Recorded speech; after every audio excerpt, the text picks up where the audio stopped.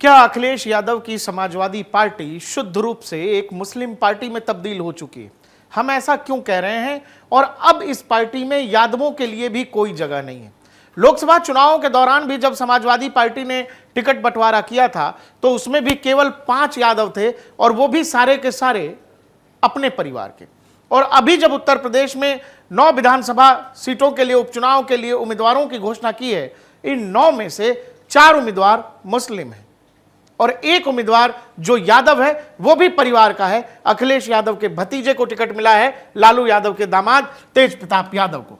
तो सवाल है, समाजवादी पार्टी अखिलेश यादव जो पीडीए की बात करते हैं, पिछड़ा, दलित और अल्पसंख्यक की बात करते हैं, इसमें बाकी का समाज कहां है?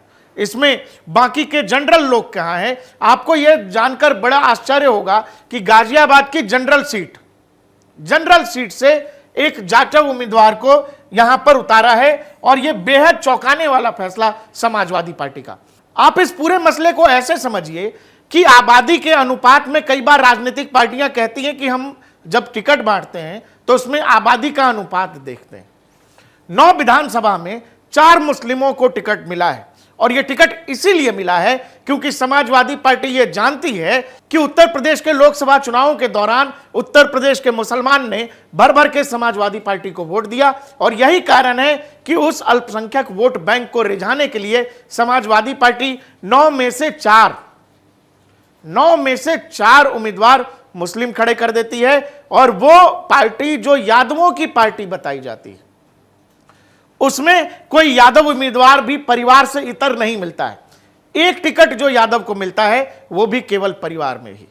तो यही समाजवादी पार्टी से सबसे बड़ा सवाल है। समाजवादी पार्टी की राजनीति में बाकी की अगर जाति आधारित पॉलिटिक्स ही है, समाज आधारित पॉलिटिक्स ही है, तो इसमें बाकी की जातियां कहां हैं?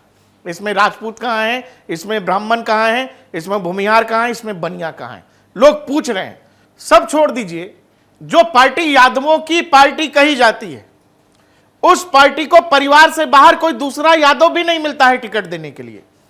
और यह बात उत्तर प्रदेश के उपचुनाव में उत्तर प्रदेश की जनता समाजवादी पार्टी से पूछेगी कि आप जिस आधार पर, यह आप देखिए, नसीम सोलंकी सीसामऊ वाली सीट, इरफान सोलंकी पति जेल में है, पत्नी को टिकट, एक मुस्लिम उम्मीदवार। मीरापुर, यहां से एक और सुंबुल राणा महिला है, इनको वहां से टिकट मिल गया।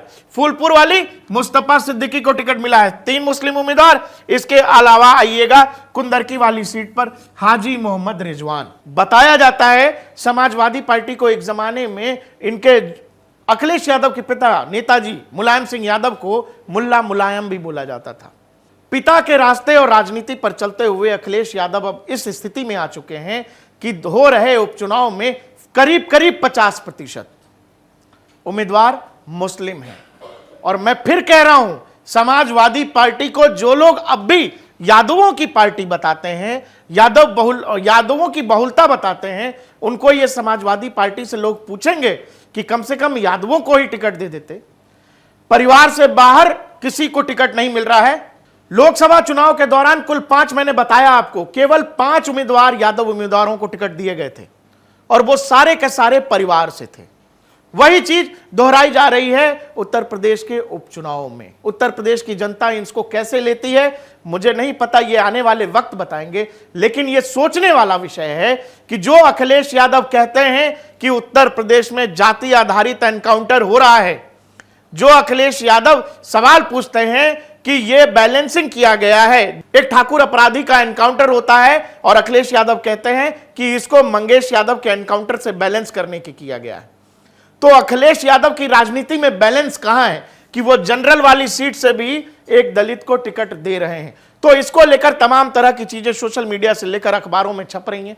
आने वाले उत्तर प्रदेश के उपचुनाव के नतीजे बताएंगे कि 2027 में सत्ता के शीर्ष पर लखनऊ की गद्दी पर बैठेगा कौन।